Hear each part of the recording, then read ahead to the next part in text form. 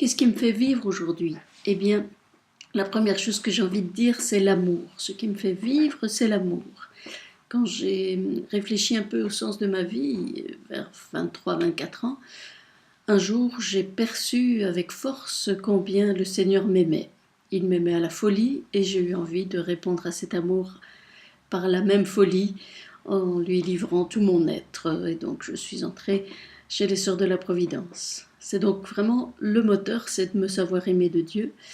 Et c'est toujours ça qui me fait vivre. Chaque fois que j'ai eu des difficultés, des passages plus difficiles dans ma vie, eh bien, revenir à cet amour de Dieu m'a toujours aidée. Alors, comment est-ce que j'y reviens? Soit dans la parole de Dieu, il y a une parole qui me ressaute au cœur, on pourrait dire, ou bien c'est une amie, c'est une rencontre qui me fait me retourner vers cet amour de Dieu.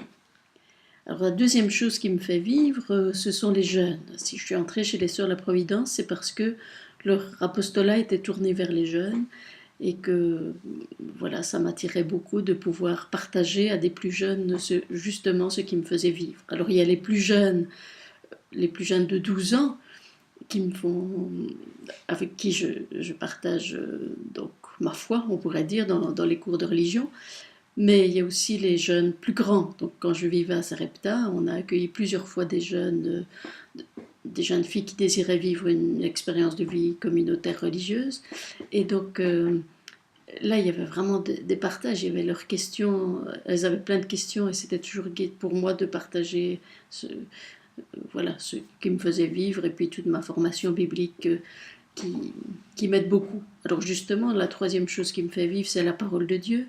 J'aime beaucoup creuser la Bible, étudier la parole et puis surtout la laisser pénétrer dans mon cœur. Et donc, ces découvertes, c'est toujours agréable de pouvoir les partager avec des gens qui ont soif. Donc, l'amour, les jeunes, la parole de Dieu, la vie communautaire est très importante, une vie fraternelle où justement on peut dire grâce à cette vie fraternelle ce qui nous fait vivre et partager un peu le quotidien. C'est aussi la vie fraternelle qui permet la mission. C'est comme ça que les premières sœurs, après 3 ans de mission, se sont mises ensemble pour mieux solidifier la mission. Eh bien, c'est encore vrai aujourd'hui. La vie fraternelle, c'est aussi l'occasion d'être les unes pour les autres, témoins de Dieu, on pourrait dire. Il y a des sœurs qui ont des petites attentions comme ça dans le quotidien qui me disent l'attention de Dieu pour moi. Et je dirais une cinquième chose qui me fait vivre, c'est l'amitié. Les relations amicales me renvoient aussi, d'abord pour elles-mêmes, c'est toujours vivifiant, et ça me renvoie aussi à Dieu. Si quelqu'un est capable de m'aimer comme je suis, si quelqu'un est capable de me pardonner, a fortiori, Dieu est capable de me pardonner aussi, comme ça. Voilà, donc c'est ce qui me fait vivre aujourd'hui, l'amour, la parole de Dieu, les jeunes, la vie fraternelle et l'amitié.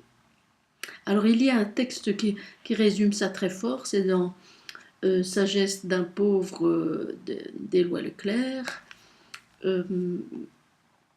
Éloi Leclerc fait dire à Léon, qui accompagne François, évangéliser pour toi, qu'est-ce que c'est?